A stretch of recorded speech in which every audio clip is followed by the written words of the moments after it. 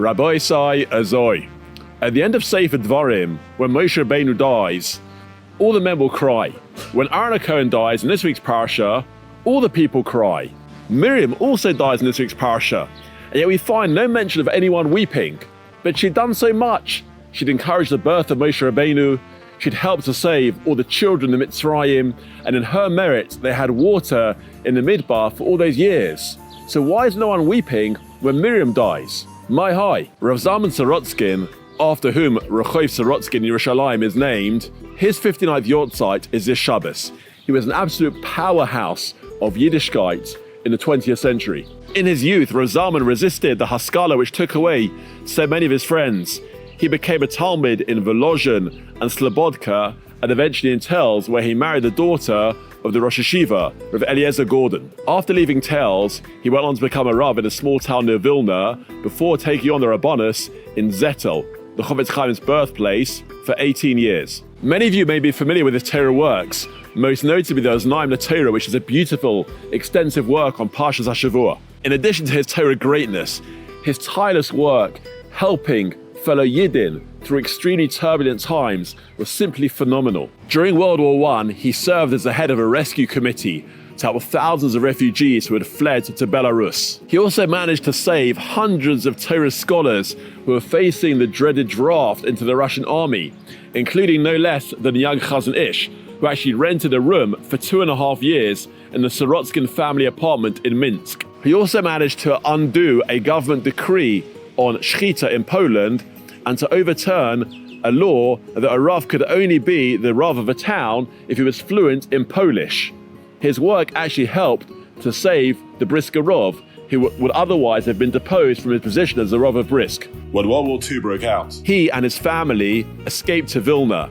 There he set up the Vada Yeshivas to help the many, many different yeshivas which had been uprooted and relocated in Vilna. But he wasn't there for long. He and his Rebbetzin had to flee again, and they made a miracle-laced journey to Eretz Yisrael.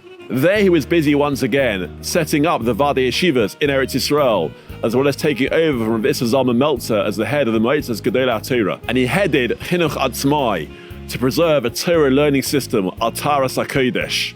Back to Miriam. Where were the nation's tears? Rav Sorotzkin explains as follows. When someone's lived a very long and complete life, so when they die, whilst there might be a sense of loss, there's not necessarily a sense of tragedy. But that's assuming that there's what they would call, in today's term, a full sense of closure. That full sense of closure is achieved by two things. First of all, the ability to say goodbye to that person, and second of all, the knowledge of where they are buried, where their kever is. When Aaron died, him, Moshe and Elazar went up to the mountain. The people didn't know why they were going. And when only the two of them came back down, alive, Moshe and Elazar, the people were devastated. So whilst afterwards they knew where Aaron was buried, they never had the chance to say farewell to him. That produced tragedy and tears. And when Moshe died, on the one hand, the people had the ability to say farewell and goodbye to him, but the Torah says that no one knew where he was buried. So from that perspective, once again, there was a lack of closure. That tragedy produced tears. But when Miriam died, they A, got to say goodbye to her, and B, knew exactly where she was buried. And therefore, the Torah does not say that the people wept tears of tragedy. And Rav Sorotzkin adds that this is Meduk in the Pasuk, which repeats the word Sham. V'tamash Sham Miriam, v'tikaver Sham, meaning that both where she died and where she was buried were clear and identifiable. Sham. Excellent shot. Rav Sorotzkin's life was spent helping Klal Yisrael to navigate tragic, turbulent times. On a personal level, he himself was no stranger to these challenges. In the early post-war days in Eretz Yisrael, Rav Shach did not have a valid passport in order to be able to receive a stipend from the Polish government. The Chazon Ish advised him, don't worry, just stand behind Rav Zalman. If you're in trouble, he'll help to take care of you. Rav Shach took the Chazon Ish's advice and stood behind Rav Zalman in the line.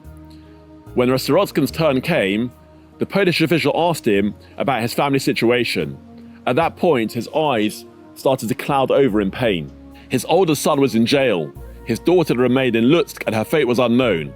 Later, it became known that she, her husband, and their children had been killed by the Nazis. 2 other sons were in Japan, and his 2 youngest were with him in Eretz Yisrael. The secretary felt so bad about causing this important rabbi such pain that she apologized for the question, and in the course of her distraction, didn't even notice Rav Shach's lack of passport. But how Rav Zalman Sorotzkin stood up for that life of challenge and carried on building and building a good Shabbos.